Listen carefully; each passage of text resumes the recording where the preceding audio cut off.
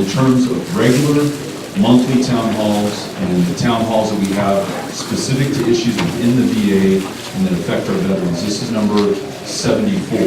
And it also happens to be the only town hall taking place in the entire state of Texas this recess week from every single policy on those things that we care about most.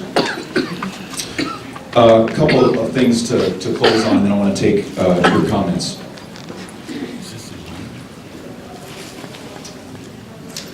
We have two specific issues in the VA in the transition from active duty service members to veterans that we want to solve.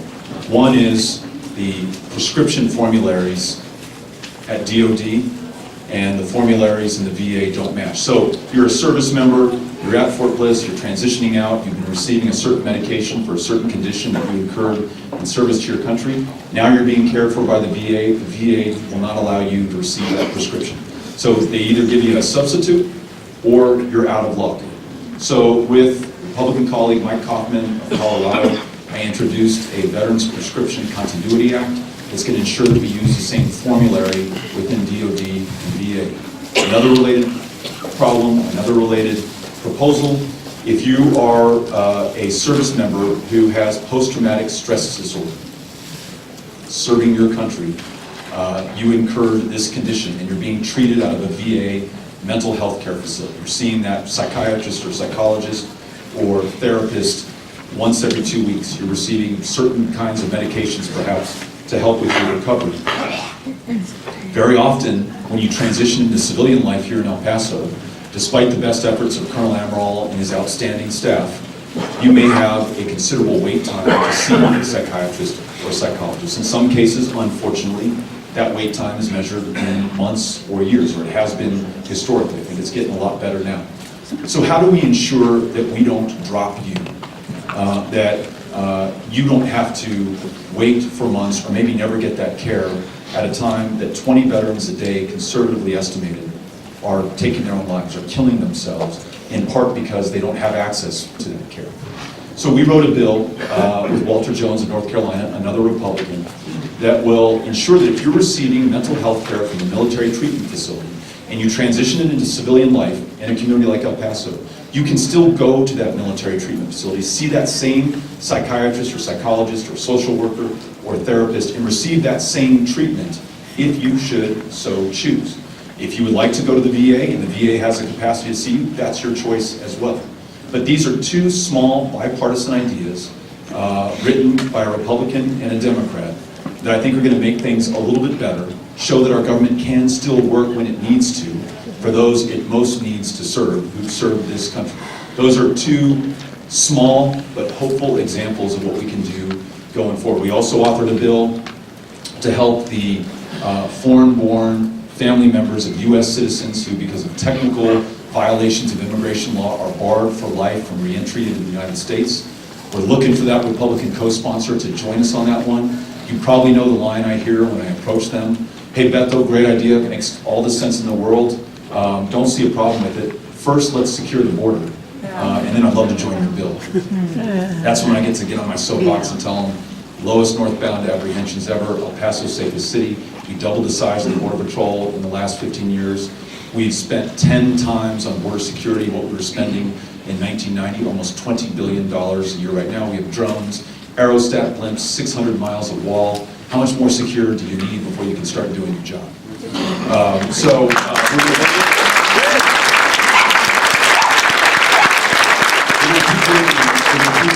We're not going to give up.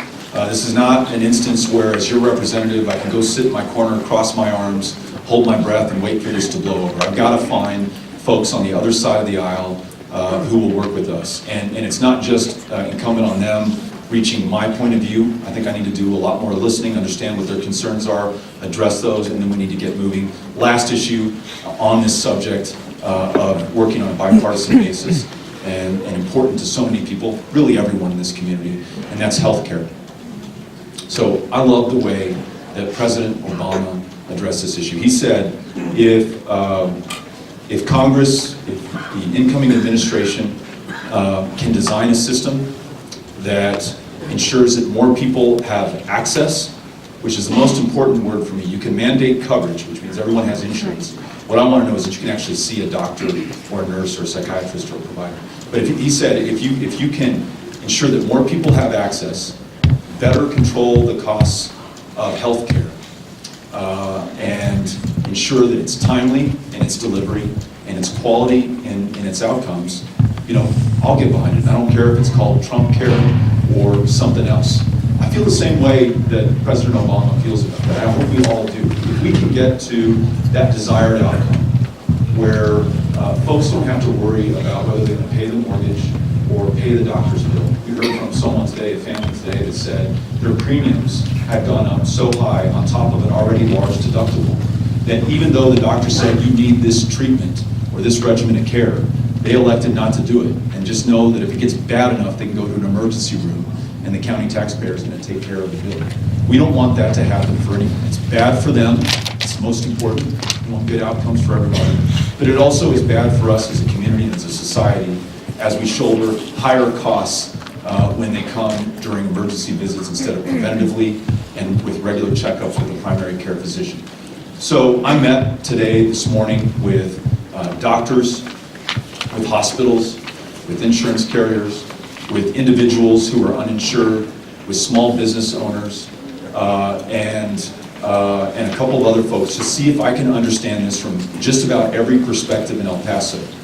And we spent almost 2 hours talking about what doesn't work now, but also more importantly talking about what has to work going forward for us to be able to support a healthcare plan and for us to be able to get behind that for this community, which is one of the most underserved in the United States. And frankly, our doctor-to-patient ratio puts us on par with the third world, so one of the least served in this part of the world. Whatever it takes to get us to where we need to be, within certain parameters, we need to get behind. And I don't care if it is an idea promoted by President Trump, by a Republican colleague, by a Democrat, somebody in this room. We've got to figure this out. And I just want you to know that I'm going to go forward. A lot of people want to see us. Thank you, Mr. Turner. Let me just provide a little bit of context for those who might not have heard the entire question.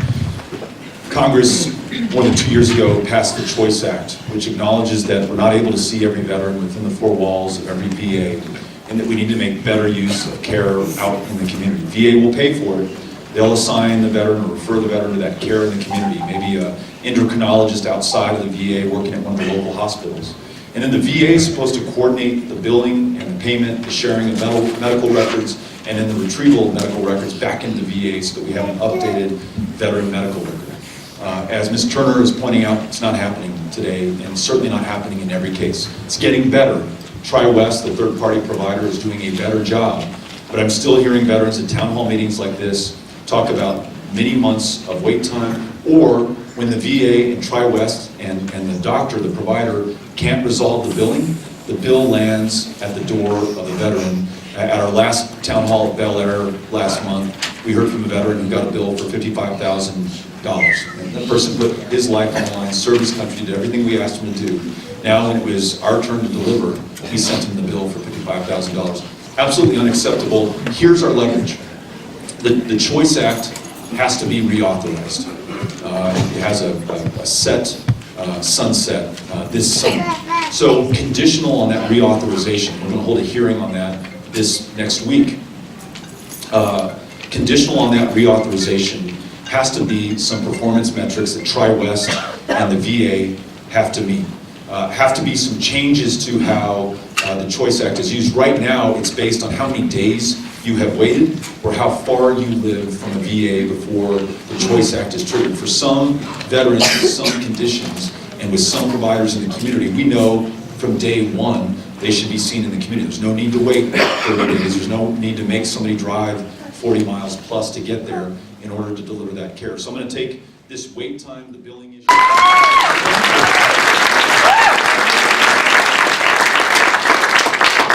Thank you for all your efforts to protect Casner Range where the poppies bloom, and all your efforts on a myriad of other topics. I have two questions, easy one and not so. The easy one is, please, before we leave today, tell us how we can ensure that you will soon be a senator.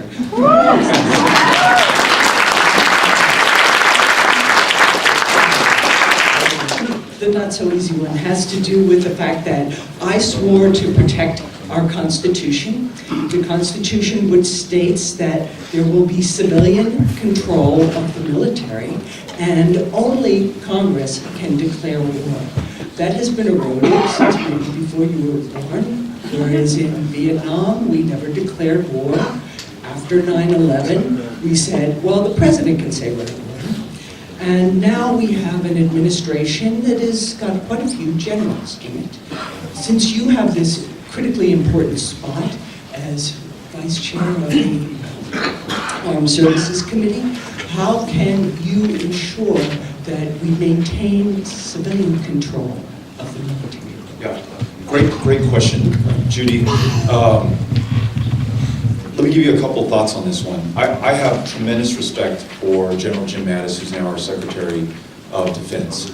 I voted against the waiver that would allow him to serve in this position, in large part because he and the administration had made a commitment that he would come before our committee and answer your questions through me about civilian control of the military and addressing legitimate concerns we have about the use of military force and how we declare war. He made that commitment to come before our committee, and the Trump administration, I think against his will, pulled him from the hearing. So we were not able to do to hear from him. We were being asked for the first time since General Marshall almost 70 years ago to go against U.S. law and make this exception. On use of military force, I mentioned in 2001, this country, I believe the vote in the House of Representatives was 434 to 1 to authorize the use of military force and get those bastards who got us on 9/11. That was a sentiment in this country, right? And I remember driving home from work the day that the House voted on it, and it was 434 to 1. I thought, who is this nut job that voted against going to war and getting the Taliban and getting Al-Qaeda?